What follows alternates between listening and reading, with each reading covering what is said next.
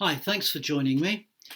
Working with Matthew 25, verse 31 onwards, parable usually called the sheep and the goats. I'll leave you in suspense as to what I'll call it for just a few more minutes.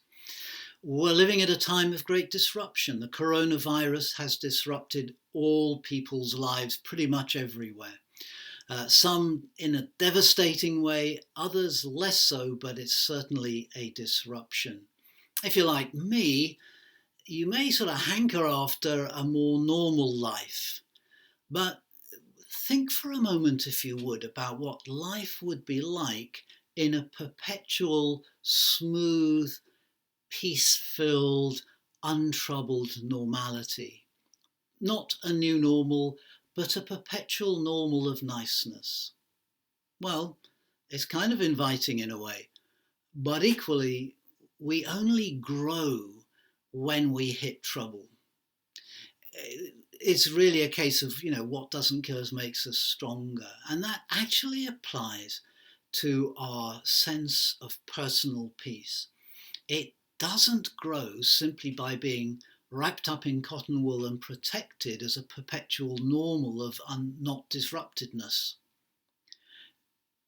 Our sense of peace needs a little bit of exercise when we hit the rocks, when we hit trouble, when our apparatus of life gets dismantled, when things are not as we want them to be. We come out of those periods of time more grown up as human beings, hopefully. And certainly developing that peace which Christ came to give us is also a matter of going through a journey of constant disruptions. Jesus will disrupt your peace. If he doesn't disrupt you, you are not reading with an open mind and a readiness to hear what the Spirit is saying to us. You are regurgitating your existing prejudices and settled way of reading the Bible. But if you're listening to Jesus, really, I promise you, he will disrupt your normal, because that's what he does. I mean, there are some great things in the parables of Jesus, and you may have, if you've been following this series, you may have got the hang of the idea that I love them to bits. I love that moment in The Waiting Father, where he just enfolds his returning child in his arms. It's a lovely, tender and exciting good moment because they're about to have a party to celebrate. It's a wonderful moment. I love that eccentric employer who, when the day's work was almost over, just minutes left, still went out and hired new staff and then paid them as full-timers because he hired them because they needed the work and they needed the income. What a great way to do employment. I love the parable of the sower because I often feel discouraged that God's way of sharing his message seems so ineffective, so wasteful, and yet the message of that parable reminds me, no, it's productive and it's fruitful and it's fantastic.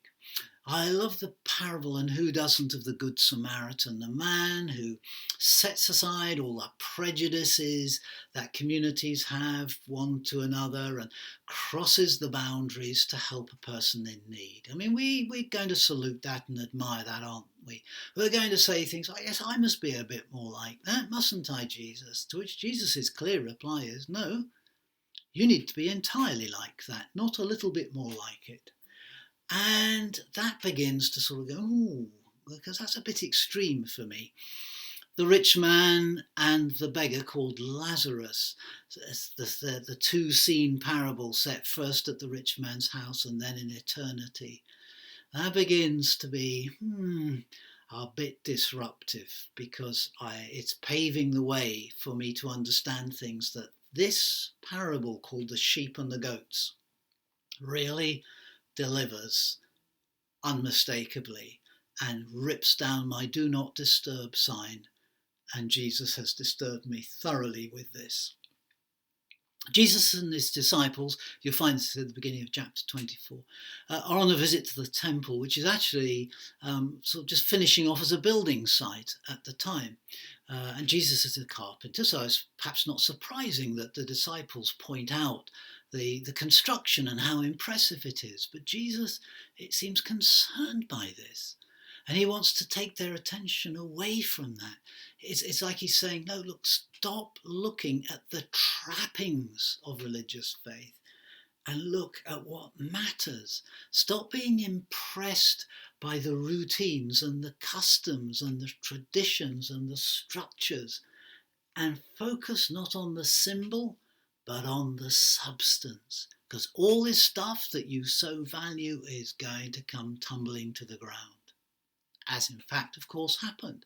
And in a very small imitation of that, coronavirus has brought much of church symbolic life crashing to the ground. Not been able to do some things for weeks, months, that we always thought were part of the essential church. Turns out they're not essential at all. And so perhaps we're in a very particular place where we're ready to hear Jesus say, will you stop paying attention to the wrong things? Because they're not your future. Your future is the substance of your faith in God and your being my disciple. So, to help them switch focus to the substance from the trappings and the symbols, he tells them 4 parables. We haven't got time to go into them, but you may recognize there's a manager who wants to be running a good operation when the boss returns from an overseas trip. There's the bridesmaids. In the days of Jesus, there are no watches, clocks, or mobile phones. Weddings don't run to the clock. They run to when the bridegroom says we're ready for the next thing to happen. And their role is in a procession at night for which they have to light the way, and they're going to need to be ready. There's the business executives who are called in for a kind of performance review, and they've performed differently. There's a kind of theme here of assessment of how we've been operating coming at last to its evaluation. And the last in the series, both this series of parable messages from me, but the last in the series in Matthew and the last of the parables of Jesus is this one usually called the sheep and the goats, but I'm going to call it the king in need. And it's a parable of surprise. Let me tell you just a little bit about it.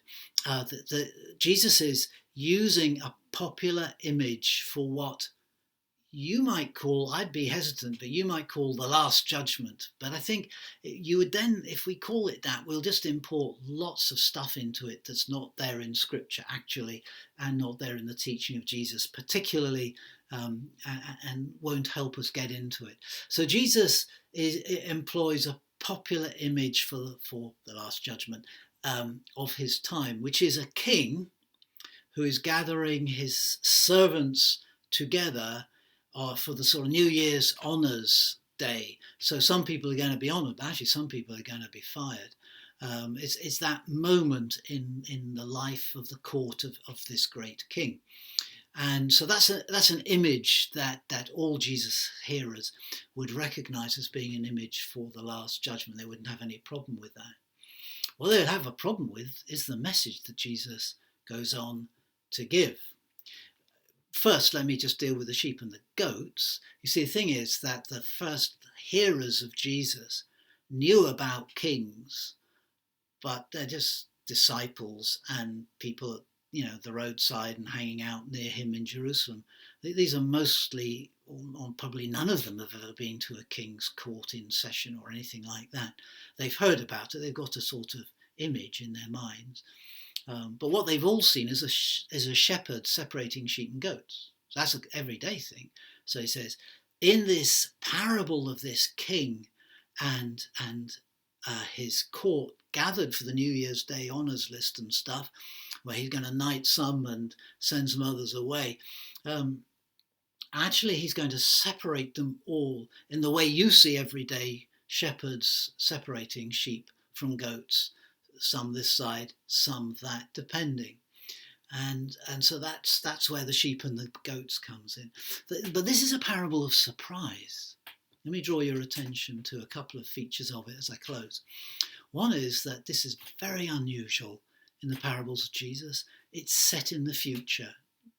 Parables of Jesus are set in the past, with just a very few exceptions, very, very few. This is the only one that is absolutely future in direction. The others all nearly look backwards. And usually they're told in the past rather like the sort of once upon a time principle in a story. It helps you know it's a parable, it's a story with a meaning. It's not literal truth. You're supposed to interpret it and join the game that we've talked about in the past. So this is very striking, and Jesus sets it in the future to deliver its particular kind of punch. The most striking feature of it, though, is that the other parables leading up to it address people who are following God as a Jew or following Jesus and are therefore Jews who will one day be called Christians by other people. And yet this particular parable concerns everybody on the planet. And what it does is it's used by Jesus to tell us the principle used in God's judgment, in God's assessment of us. You see, you're a creation. Yes, that there's a heap of chance events, long odds that have brought you into existence. Of course, I understand that.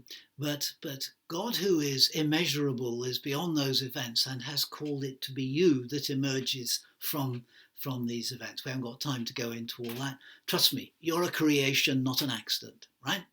So if you're a creation, there is purpose to your existence. And God has created you, called you into existence for reason.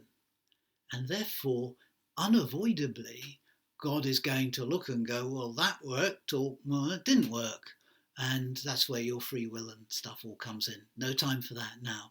So it is inevitable, because you're a creation, that you're going to be assessed in some sense, or rather, you're now under assessment. We're either being what God intended or we're not. What is the principle that God uses to test whether we are being what God intended or not? Now, many people suppose he gets out the law of Moses and goes through all the detailed laws, or he gets out the teaching of Jesus and tries to create a rule book out of it, which you can't actually do successfully. But God says, well, I don't have any rules. There's only one question. When somebody needed your help, did you help them? Because if you did, you helped me, because that was me in that need. And if you didn't, it was me you didn't help. You may get that Jesus died for everybody.